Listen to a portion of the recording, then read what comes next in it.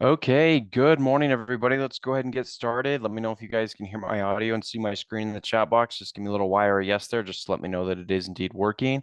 Hope everybody's having a fantastic morning so far. Hopefully your weekend was awesome. A little bit of a longer weekend, I guess, since we last met together. Appreciate your guys' patience that way. I was busy yesterday with some things. But yeah, I'm looking forward to trading with you guys today and jumping into, updating our COT report trades, our price action trades, and hopefully take some more trades today. So I'm excited to get into that. Also, just want to give a shout out and welcome everybody that's new with us to the program. If you are new, go ahead and let us know what state you're from or what country you're from so we can welcome you here. Excited that you guys would join us today.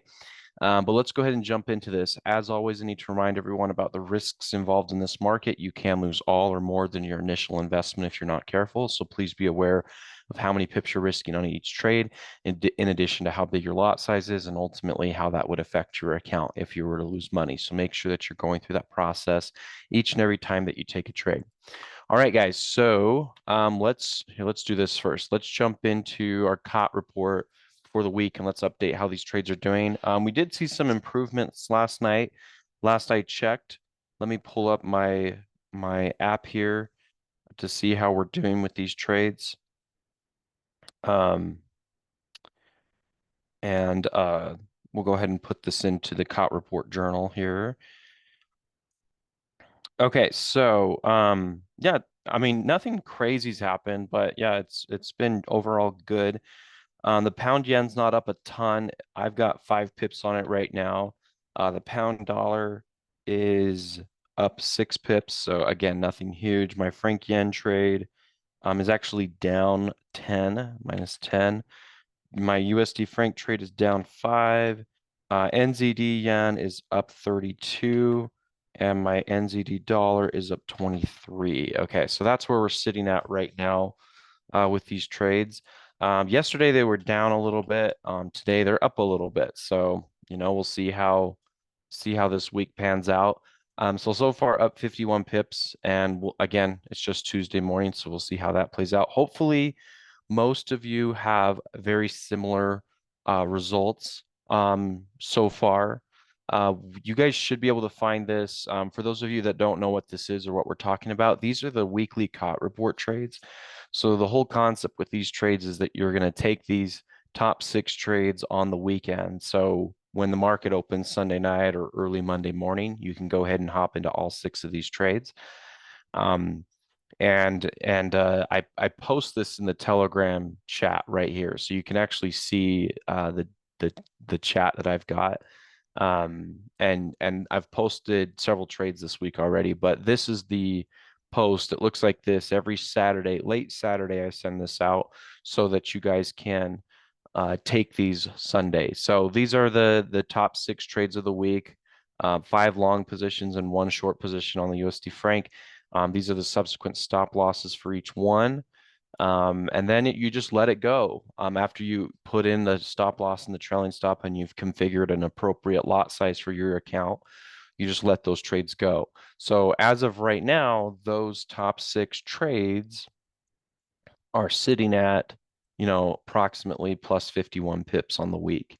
And again, some of your results might be a little bit different. Maybe you're up a little bit more than me. Maybe you're down a little bit more, but hopefully you're something similar to this. Now, the markets really haven't been moving a lot this week. It's been pretty slow. So you shouldn't have any trades that have closed yet because they really haven't moved that much. If you have trades that have closed, that probably means there's something going on with your trailing stop or your stop loss. It could be a one or the other. That's the issue. Typically, I've found that it's the trailing stop that's the issue, but it could certainly be the way you're placing your stop loss as well. As a reminder, for those of you that trade on MT4 or MT5, they calculate your pips in points, not pips. And so remember, a point is a tenth of a pip. So if the stop loss, for example, on the pound yen is supposed to be 175 pips, that's 1,750 points. Okay. So it's important to remember that a point is 10 times a pip. right? So that's how you're going to configure that out. So one of the issues we have with people getting started, and this is common. Many of you have had this issue. I've had this issue. In fact, I've done this by mistake sometimes. So don't worry if this happens to you or has happened to you. But when you're taking these trades, a common mistake to make is to have your stop loss way too tight because you're trying to set it up in points. Um, and often we mistake them for pips, and they're not actually pips, they're points. And so when we say 175 pips, that's just 10 times that in points, 1,750 points. All right, cool. So there's where we're at. We can move on from the COT report trades and just let those sit in the background. Let's talk about price action. Okay, so a couple of things with regards to price action. So on Friday, we posted a couple of trades. If you guys recall, we posted this pound CAD sell and this Aussie Kiwi buy position. The pound CAD was a sell at market, and the Aussie Kiwi was a limit order. And let's see how these did. Obviously the pound, you guys already know how these did. The Aussie Kiwi did stop me out, unfortunately, which is too bad because I think it'd be profitable right now if we were still in that trade. So it's too bad that that got knocked out because it was a good trade. Pound CAD was a perfect trade. We called this one out just swimmingly. I mean, it was just perfect. If you want to go back and watch the analysis on the pound CAD, I would suggest you go watch the recording from Friday on the calendar. That's when we talked about why that trade was a good setup and why we believed it would work. And that one was awesome. We didn't need to make an update or anything. It just went straight to the target. Those are the best, aren't they? Don't we wish we had that all the time, right? Where we don't have to make any adjustments. It's just clear cut, boom, hit your take profit and you're done, right? So let's go take a look at that trade. So here's the pound CAD, and actually it kept on going. Looks like we could have made quite a bit more on this position. Um, and it hit an order block here, and now it's bounced. You can see it hit an order block down here this morning, and it's starting to bounce off of that. But this was the trade. This is on a 3 hour. Let's jump down to like a 15-minute or a hourly. Maybe it's more appropriate on the hourly. But yeah, it's kind of sad when you think about it. You're like, dang, that was such a good trade. It was so good. We could have made a lot more on this trade. But, how would you have known? I mean, there were other alternate order blocks we could have used for a target, but I felt like that was the one that was definitely going to work. So we went with that one. And it worked. Obviously, when you win, you really just got to enjoy it, right? So yes, so on Friday, what we saw with this trade was, if you guys recall, when we were meeting together, this is where the market was on Friday. And when it was here, we saw these two big candlestick wicks, right? Okay, so we saw those big candlestick wicks, both indicating selling pressure when that happens. Because that means the market tried to get up to those highs and ultimately failed and started to push lower. The other reason why we did this is because when you looked at the sentiment index, when you looked at the pound CAD, which I think it's still doing this, yeah, it's 96% long right now.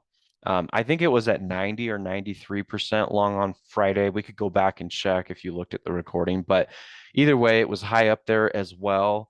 And so when you have multiple retail traders, when you have a significant amount of retail traders going one direction like we did, you want to see if that direction, like if they're in error, like did the retail traders buy too early? That's what we want to find out. How do you find out if the retail traders bought too early and the market's going to continue to go against them? The best way I've discovered how to do that is to do an order block analysis. Okay. So once you have that information from the sentiment index, you can then come over here, and this is what we did is we said, okay, we got an order block here on the hourly time frame, right? So if you zoom out, you can see that there's an order block squared up right here. And so there's no real reason for the market to stop right here. There's not an order block in this.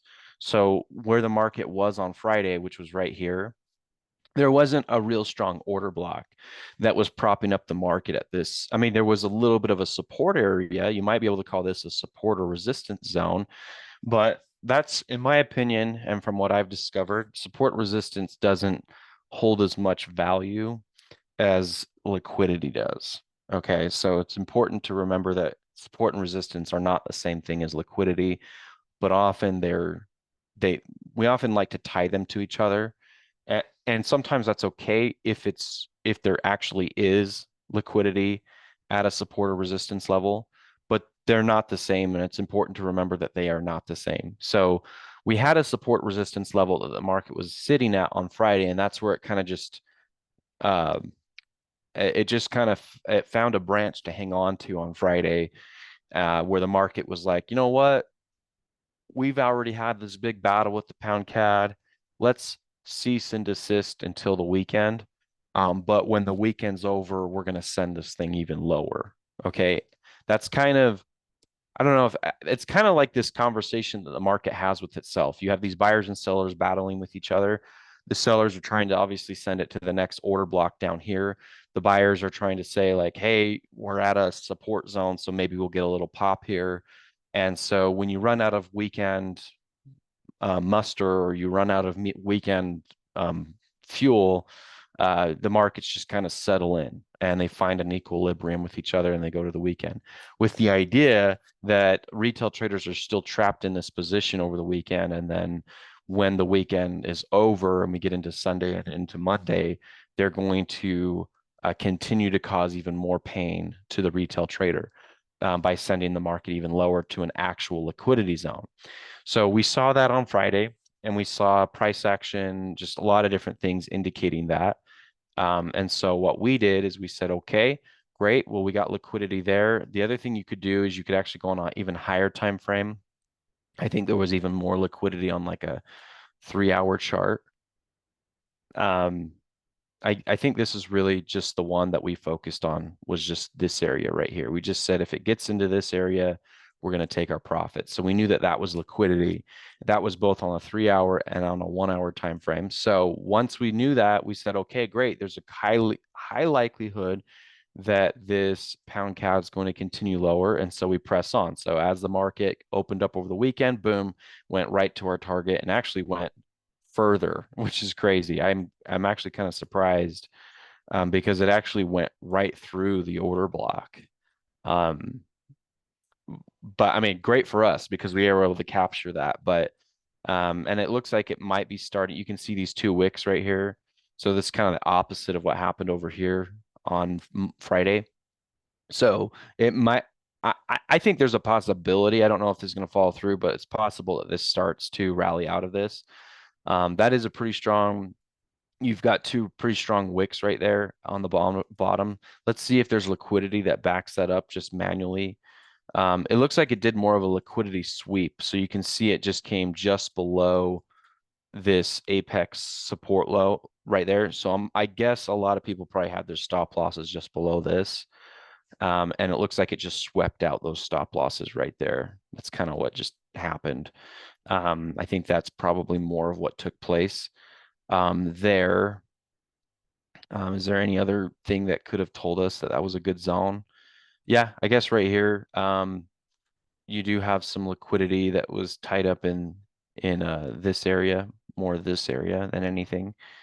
And it looks like the market came and attacked that area or almost to that area, and then it started coming up. Um, but anyways, good trade. That ended up making about 74 pips. So, great opportunity. Can't complain when you're making money with it. So that's awesome. This one was really unfortunate. Let's talk about this one. This is the Aussie Kiwi. This one we did have a position on to buy when it dipped into, I can't remember exactly where it was, but it was something like this, where it dipped into here. Um, we waited for it to dip into there, and our stop loss was just a little too tight. Like I think our stop loss was just like right around here-ish, and we just barely got wicked out because we would actually be profitable in this trade if we were still in it, or back to break even. But why did we take this trade? So, and it actually might not be too late to get back in. Like we could still make our money on this one, but why this one? So on Friday, again, let's use those order blocks. Let's go back to Friday. So let's do a rewind and let's put this at Friday. So this is about where the market was on Friday. Okay, and it did have a lot of buy block or sell blocks up here, which is something to be aware of. At the same time, though, here was my thought process with the Aussie Kiwi. So when you go over to the sentiment index, and I think you could look at either one. Let's see if this one has it. My FX book. So when you come over here, you've got um, right now it's close to 50-50. So I don't know if it's worth it now, but I think on Friday it was mostly short. Let's see what FX Blue says with the Aussie Kiwi. Let's see, where is it?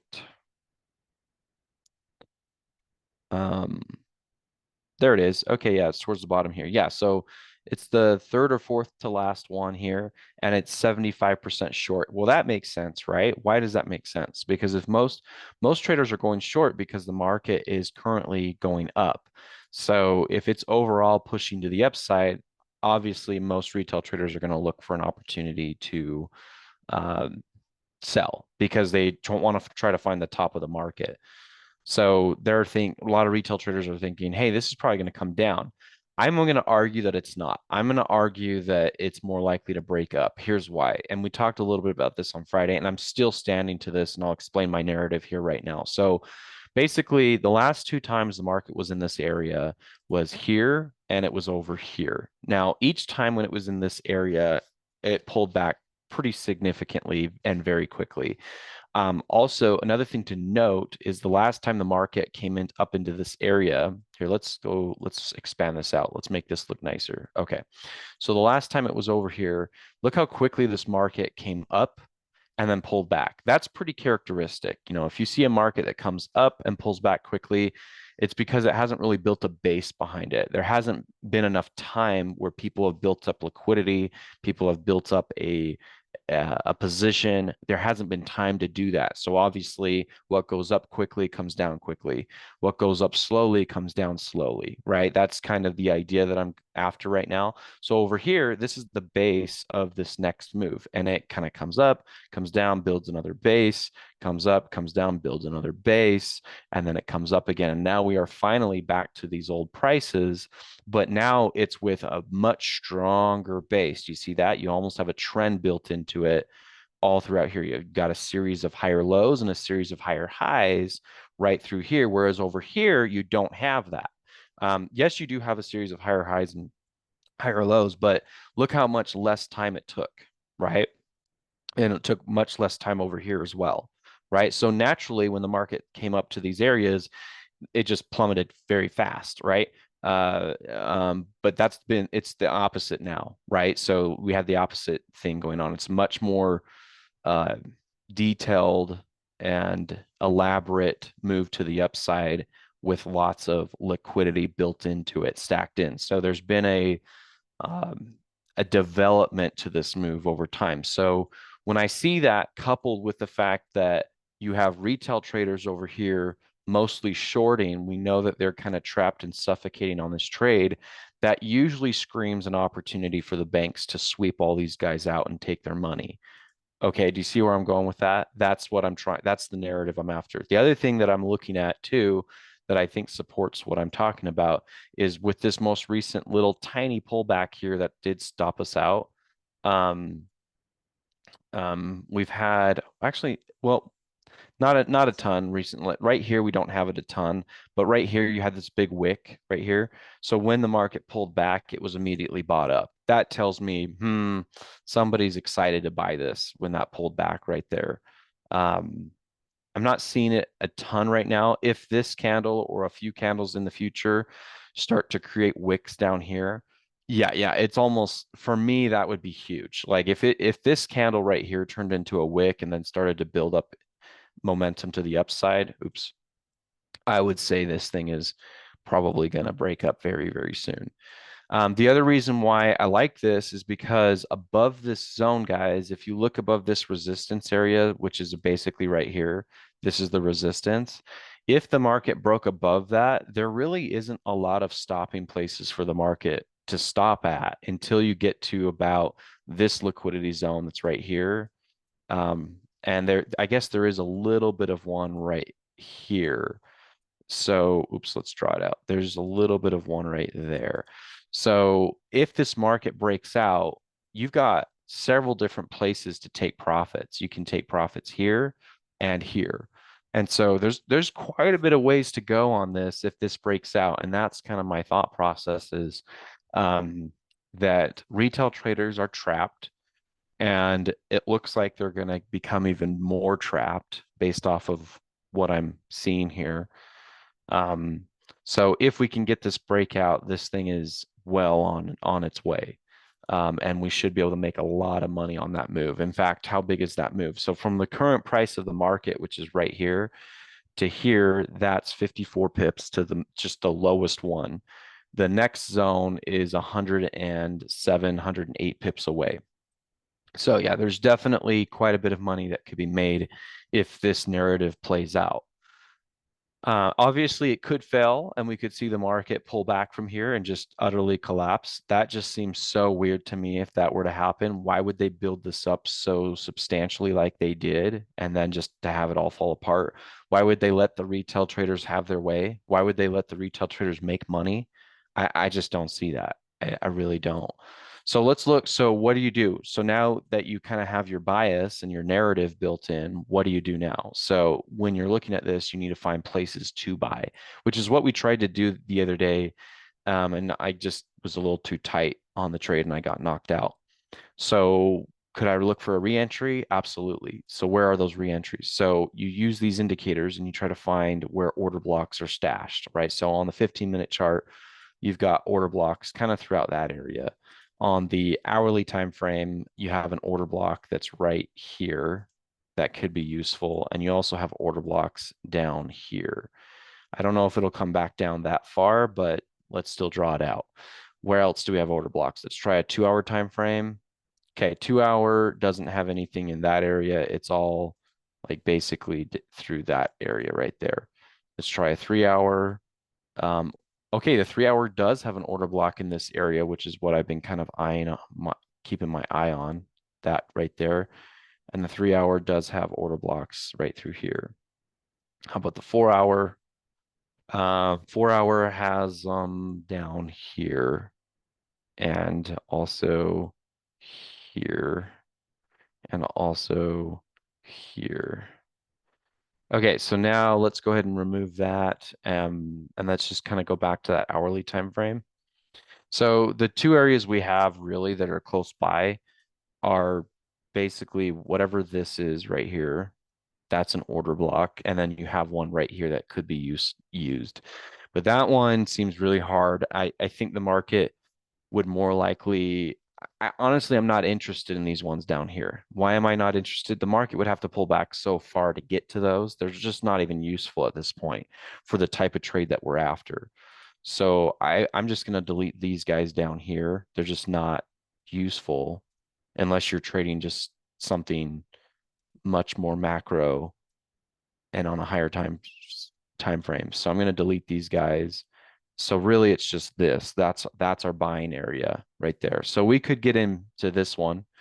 Again, we could even wait for it to dip just a little bit more, maybe into here and do something like this. And then we could ride that up. That gets us about a 1 to 3.5 if we can get that one to work.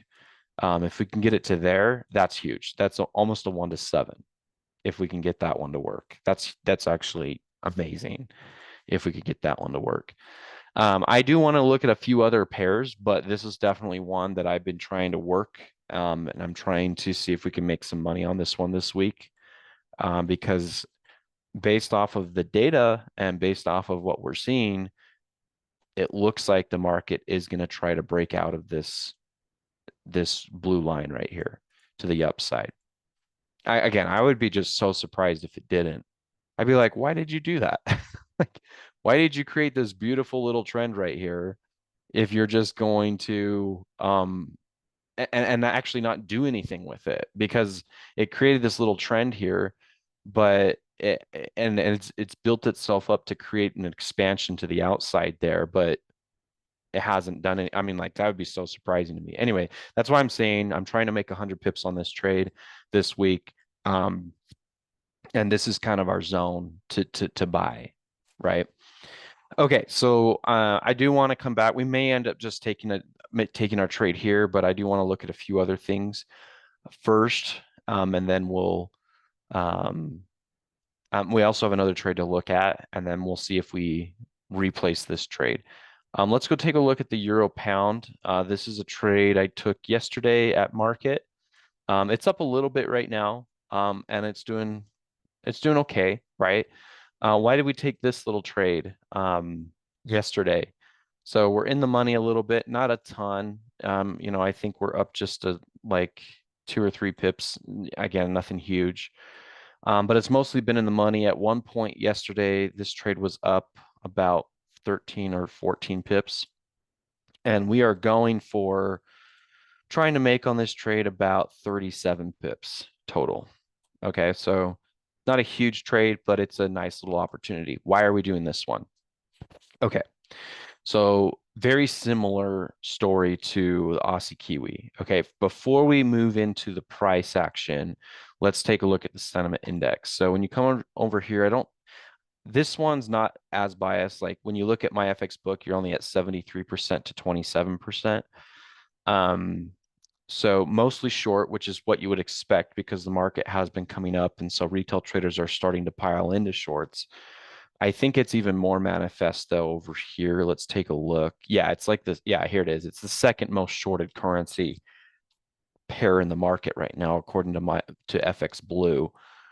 And so it's at 79.3% short and 20.7% short or long. So most traders are, by and large, they are shorting this and they're suffocating on this trade, which is what you would expect, right? Because it's starting to rally. Now, the question you have to ask is this: is that justified? Are they right? Because sometimes retail traders do get it right, right? So you can't just trust, you can't just go off of the information and just say, oh, most retail traders are selling, so I must go against them and buy. Sometimes it's time to sell with them too. We just have to know, is it time to sell with them? So what did I do to figure this out? So when I was looking for this trade yesterday night, I'm kind of mad I didn't get in a little earlier because this would have been really, really nice. You have to look for liquidity, right? So there was a liquidity zone right here, and the market did tap into that already. So you can see the market tapped into it right here on this other move that was on September 12th. And the market already used that liquidity zone. So I thought, well, we're going to tap into it again with most retail traders selling. So that liquidity has been wiped out. So that's not even useful anymore. So where's the next liquidity zone? Well, it's right up here, guys. This purple area is the next liquidity zone. How do you find this? You can do it manually, or you can use an indicator. How do you do it manually? So let's expand out here. So how do you do it manually? You can look for basically a good rule of thumb is to go back and look at the most aggressive moves in the market, like this one is an example, or you've got this one back here. You've also got this big rally back over here.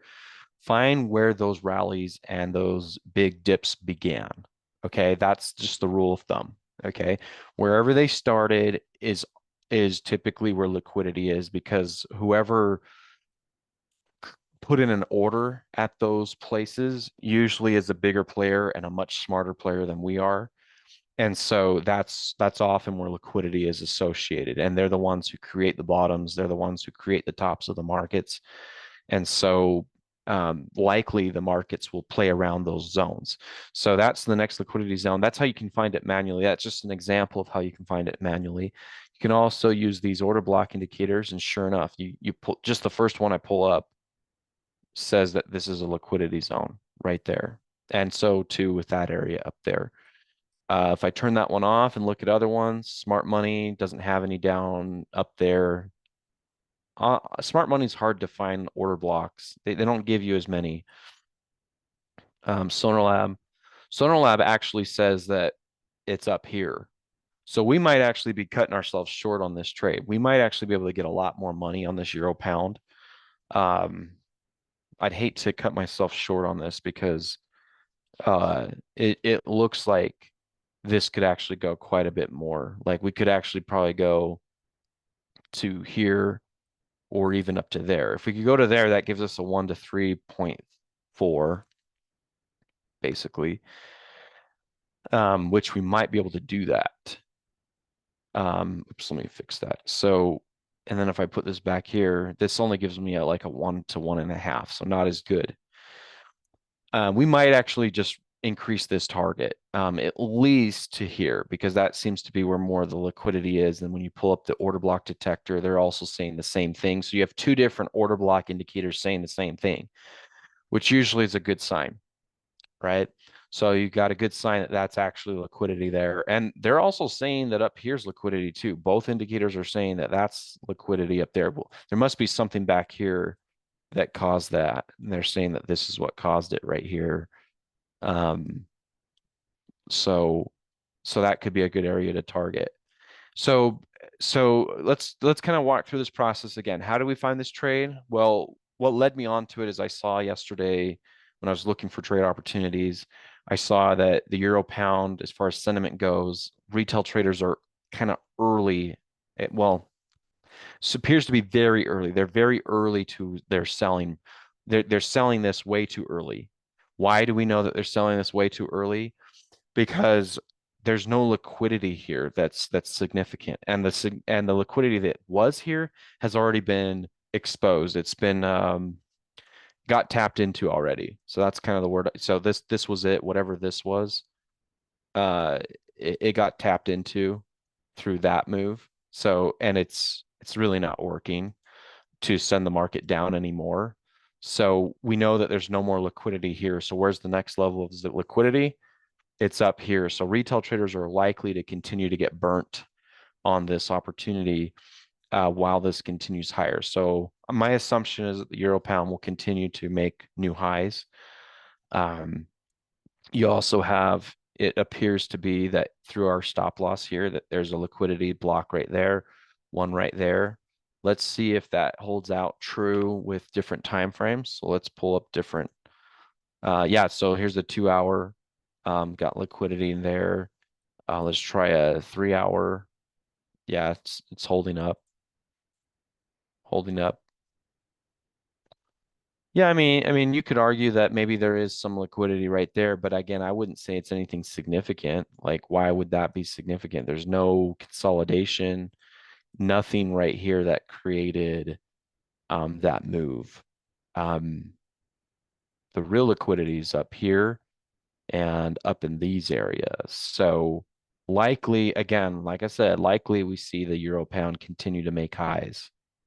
Okay, so I'm buying dips right now on the euro pound. This one makes sense to buy dips on. It does. And the retail traders are already suffering. And actually this looks kind of good. I hope here's this hourly time frame. Um, this candle's starting to engulf this candle, and then hopefully it can engulf a second candle together. That would be what's called a 3-bar reversal. So hopefully that just sends the market even higher on this euro pound trade. So I'm optimistic. The other thing too that is of note, I don't use this as a primary reason to get into a trade, but you guys know this is a reverse head and shoulders pattern right here. Here's your shoulder, here's your head, here's your shoulder, another shoulder. And usually the market will break to the upside when those show up. And again, patterns, I used to be all about patterns. I used to only trade patterns, especially in the stock market. That's all I used to do. Um, but patterns without this context that you and I are talking about are worthless, right? So patterns just kind of show up as a result of these things that we're talking about. It's a result of psychology of retail traders and what they're doing. And so this one just happened to show up and is an indication of bullish pressure coming into the market. Um, but it's not the reason why we took the trade. It's just kind of like a bonus, if you want to, if you will, or a extra confirmation. I'm sure you can call it that. That's fine, but it's not the reason why we took the trade. Um, so yeah, I'm focused on the fact that retail traders are being burnt right now, and that there's no real solid reason for the market to stop right here and pull back. Could it do that? Sure, that's why we use a stop loss. We recognize that we could be wrong. and that's why we have to stop out if we're wrong. But otherwise, this is a trade that I've allocated, a percent of my account to this trade, and now I just let that ride.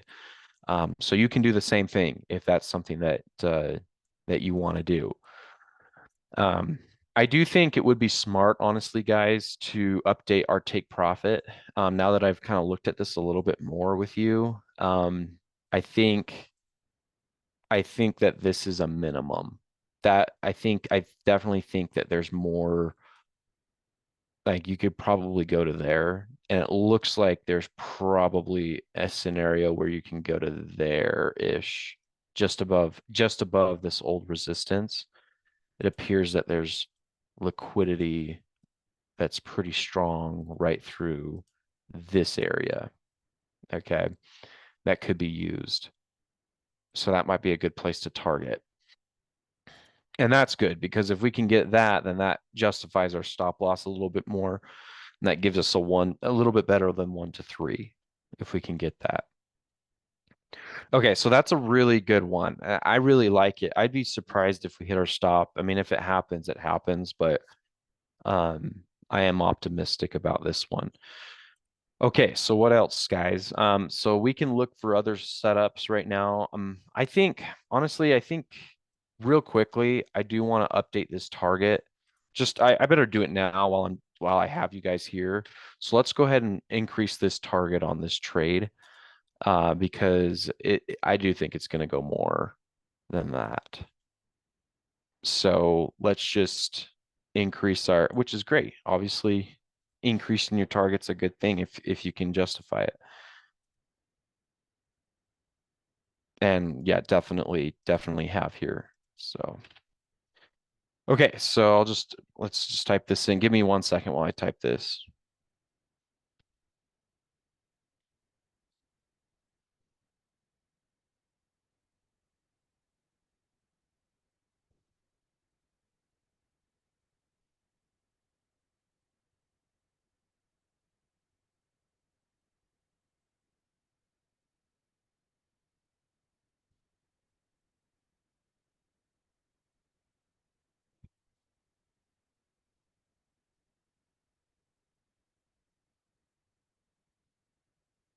Well, it's 0.87057 is the target.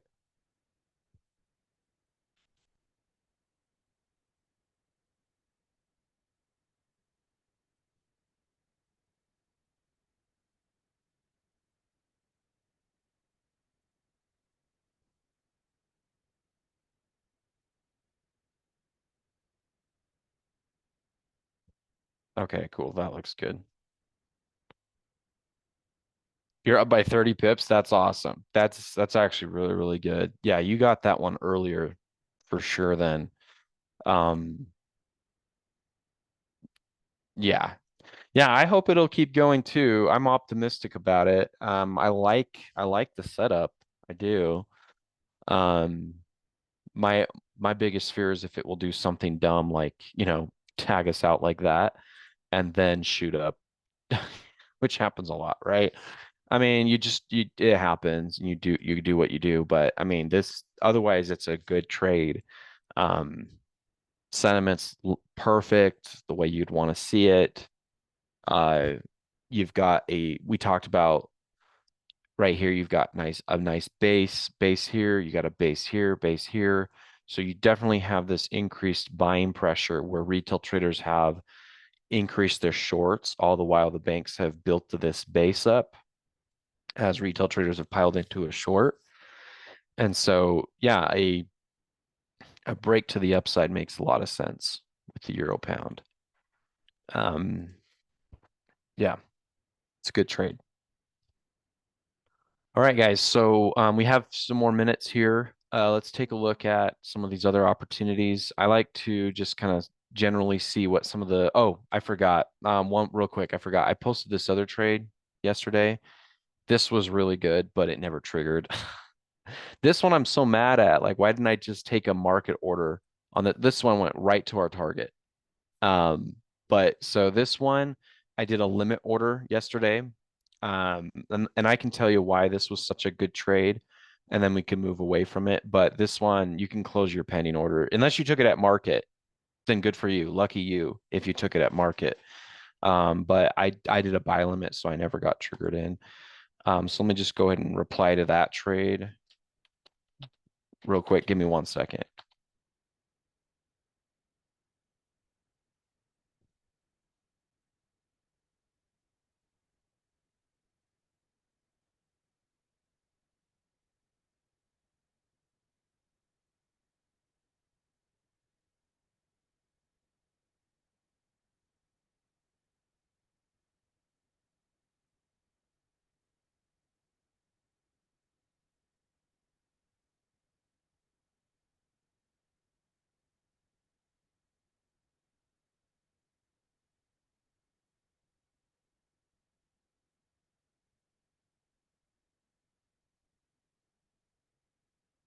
Okay.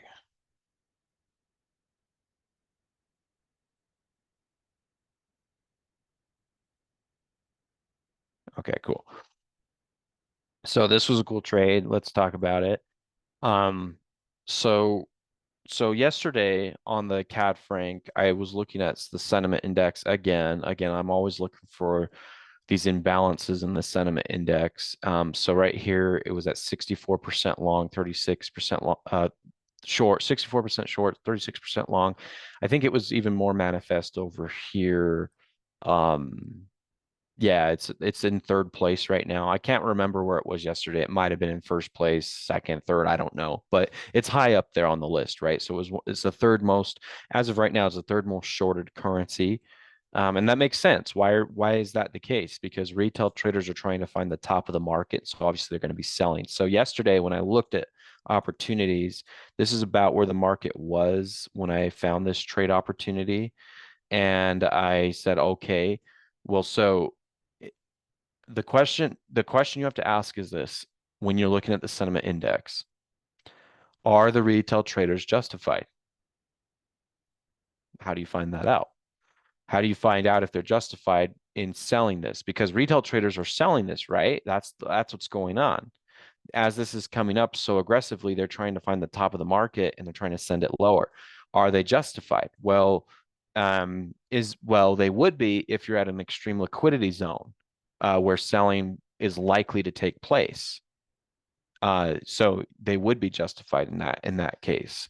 However, yesterday there was no selling liquidity right here, like none. I mean, you could argue that maybe there was a little bit of something right here, but the market just busted right through it. So I was like, okay, yeah, this it doesn't that one doesn't matter. And then you can cheat a little bit and use these indicators, right?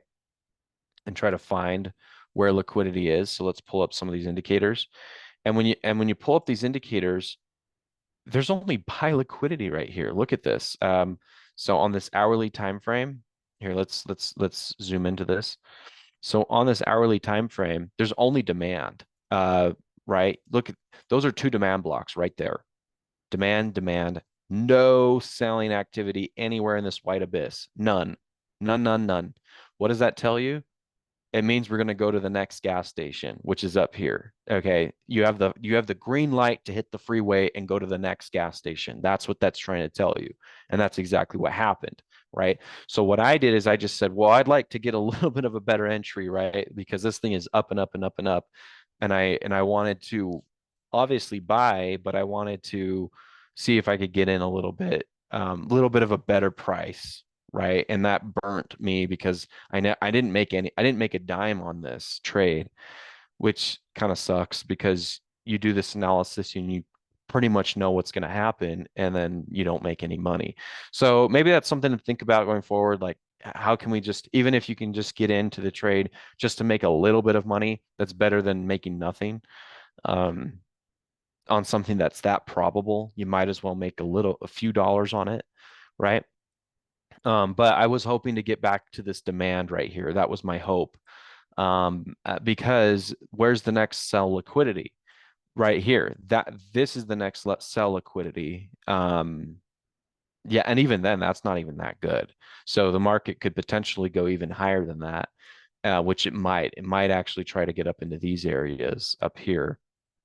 But this was the next zone. So I said, well, let's just go ahead and take a trade and get to this next zone. And as you guys, let's go ahead and let's fast forward. So it basically just went straight to the target without getting us triggered in. So I don't know if any of you made money on it otherwise, but it just went straight to the target. Um, there was a possibility if we had gotten in at market yesterday, we could have made, about 38, 40 pips on this, which would have been nice. But, like I said, I was just hoping for it to dip first and then buy. But that's the concept. So what's the question you're asking when you see retail traders doing that? When they're selling heavily or when they're buying heavily? When they're buying heavily, ask the question, is this buy justified? How do you know if that buy is justified? You go and find out if they're at demand or if they're at, or at supply. Um, right? So, and if they're selling heavily, ask the question, is this a justified sell? Is what they're doing the right thing to do? How do you know?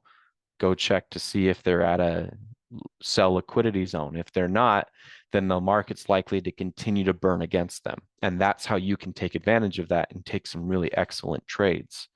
Um, right? So that's what we did. That's what we did with the pound CAD. Same thing on Friday. It's what we did with the Euro pound. That's what we're doing with the Euro pound. It's kind of what we were doing with the Aussie Kiwi. It's what we were trying to do on this trade. Same concept, right? All right. So this one's done. Could you sell now with this one potentially? Like this, I mean, the opportunity to sell was kind of right up in here, right at our take profit on that buy. So it has actually pulled back a little bit from that area. Uh, I don't think this is the best zone, honestly. I wouldn't give this area a lot of qualification. I believe that if this market wanted to continue, it probably will. And if it continues, it will probably go up to there. So if anything, I'm not as confident in either direction, but if anything, I'm still confident with more buys and sells until you get up into here, because this is where the liquidity starts to hit, is up into these areas right here. That's when it really starts to hit. And that's still another, I mean, from the current price of this market, here, let's delete all this stuff.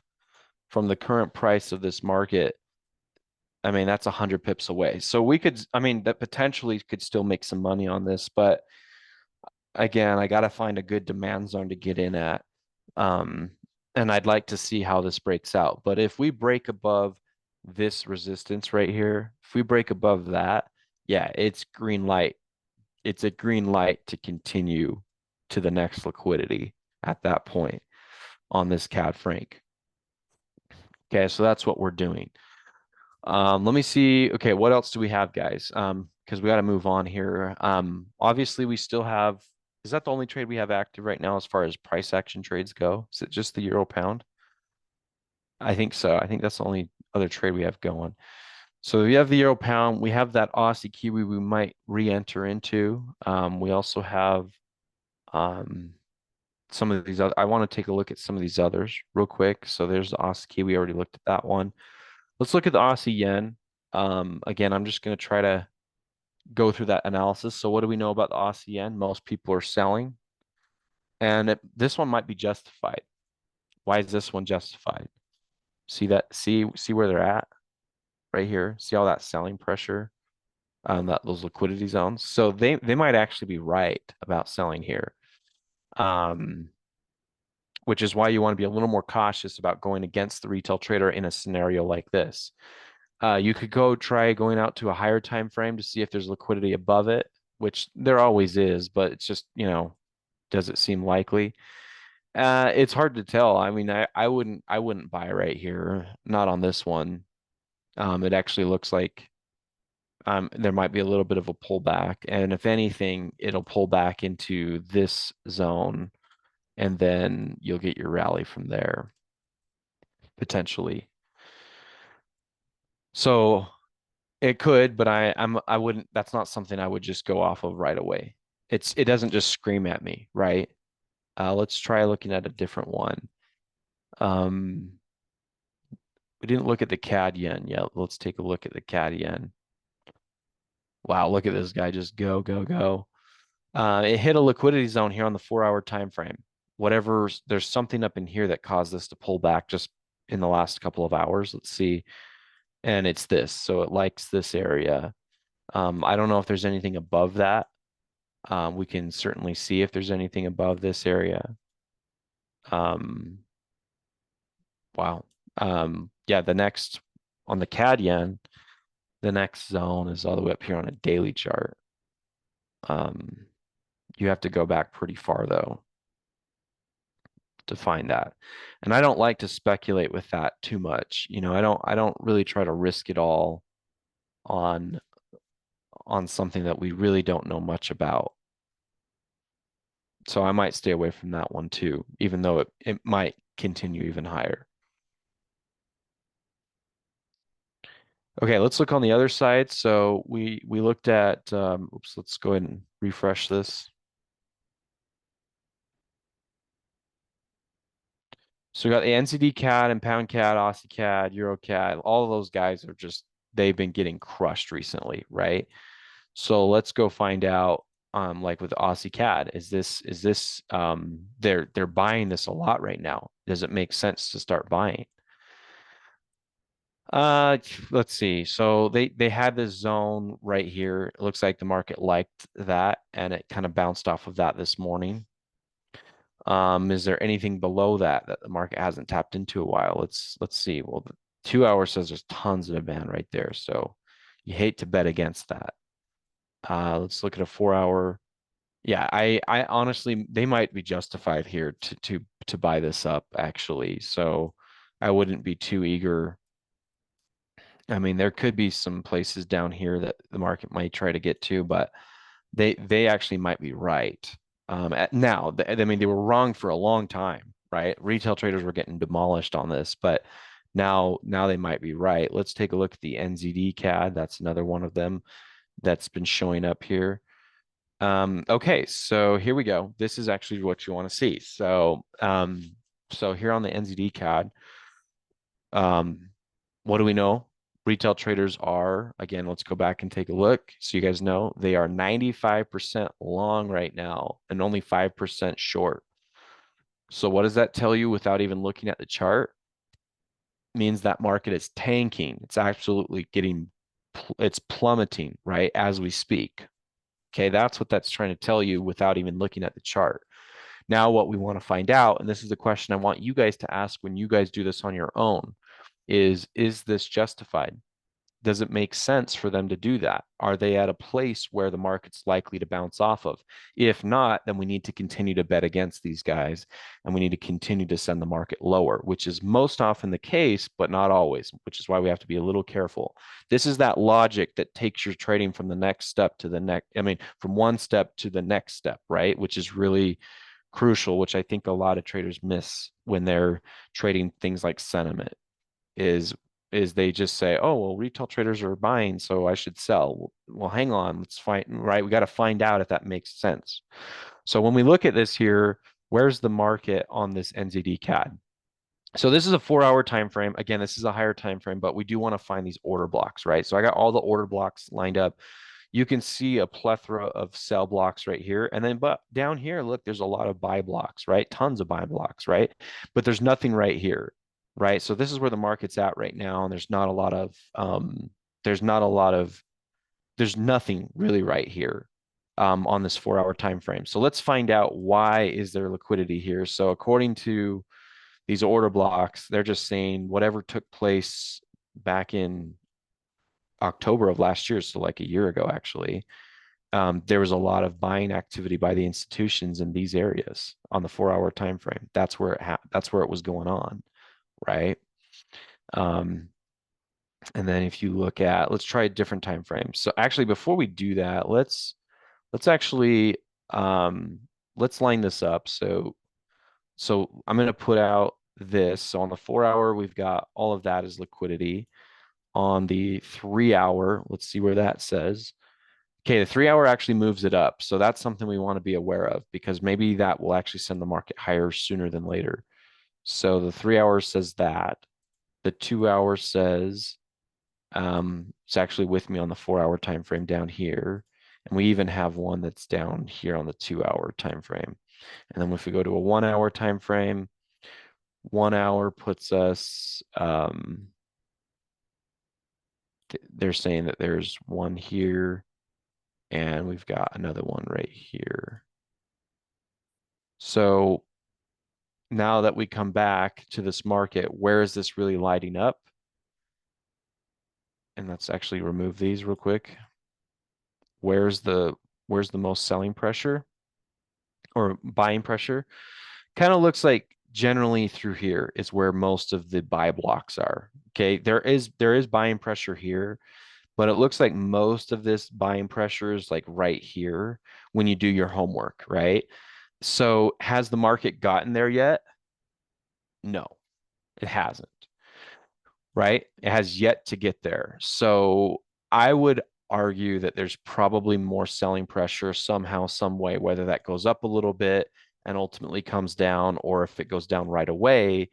Either way, there's probably a little bit more selling pressure into this NZD CAD before we actually see a major move to the upside. Okay. Which it means that those 95% of retail traders are in for a even their struggle is going to get worse before it gets better. That's what I'm saying. And that's what I think the market's trying to tell us. So I'm going to delete this one because it just looks like from the higher time frames, the highest time frames, that this is where the liquidity is. Yeah, and it keeps selling. Like those are sell blocks on Sonar Lab. There's no buying pressure here. Um, yeah, here's the order block detector, which is my favorite one.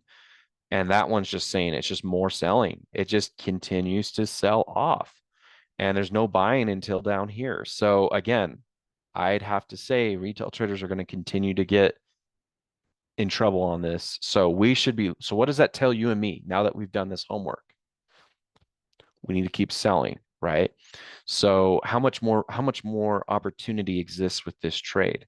So just to here, that's 50 pips from the current market price. It looks like if you can get it to here, which is I think the goal, that's 70 or 69 pips away. If this market goes up first and tags one of these liquidities sells, then we could probably get about 100 pips on that move when it pulls back from there. So there's definitely a huge opportunity here as well. So this is one that I would probably take. I probably will post a trade on this one. I like it enough to do that. Again, this is my favorite indicator. It's the order block detector from Luxalgo. This is my favorite one out of all the different order block detectors. This one right here. And yeah, it just does appear that there's just more to go before this thing goes up again. I mean, it could go up. You could see a move up right here, but I think it'll be short-lived, and I think it'll follow through with more moves to the downside. And then once it gets to here, what do you expect? Well, once we get down into here, I think that's when you start to build your base up again, and maybe it starts to go up, but not until then.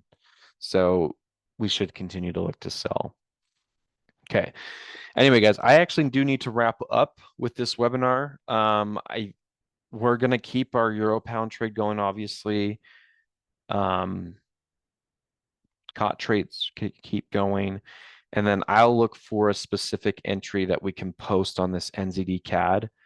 And I'm still thinking about that Aussie, is it Aussie Kiwi? Um, yeah, this one we might be able to still get into as an opportunity. So. All right, guys. Well, I really appreciate your attendance today. Some of you have got one-on-ones booked with me, so I'll meet with a lot of you guys today. If you are on my Forex Pro mentorship and we haven't met in a while, feel free to book a one-on-one call with me on the website soon here. Got several openings still this week where we can meet. But otherwise, have a fantastic rest of your day, and we'll see you guys in the next webinar. Thanks for coming.